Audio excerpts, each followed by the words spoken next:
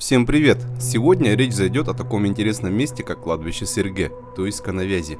Расположено оно в местности Усть-Хатын рядом с городом Якутском. Это место, где каждый год якутяне отмечают Исэх. Исэх – это якутский праздник лета. Представляет собой летний праздник в честь богов Аи и возрождения природы, сопровождаемый обрядами, обильным угощением и кумусопитием, танцами, народными играми, конными скачками и другими спортивными соревнованиями.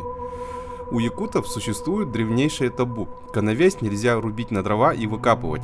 Серге должны стоять до тех пор, пока не упадут от ветхости. Благодаря этому запрету до нынешних времен сохранились древнейшие экземпляры канавязи. Упавшие столбы поднимали и устанавливали на том же месте или уносили в лес и клали в развилку между двух сросшихся лиственниц. В местности Усть-Хатын в наши дни появилось место, куда начали отвозить упавшие серге, где они находят свой последний покой.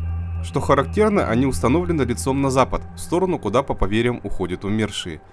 Это не относится к национальной традиции, эта процедура делается только в этом месте, но мрачная красота этого места просто завораживает. Энергетика места несколько пугает и заставляет находиться там тихо. Серге обычно делают из лиственницы.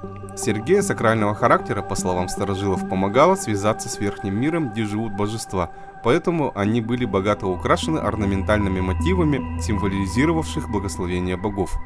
В целом, обычаи и сакральность использования концепции якутского серге, хотя и претерпели значительные изменения, но все-таки действуют до сих пор. Если вам интересно, я потом запишу отдельное видео, где будет разбор разновидностей серге и какие они были изначально и в каких случаях они использовались.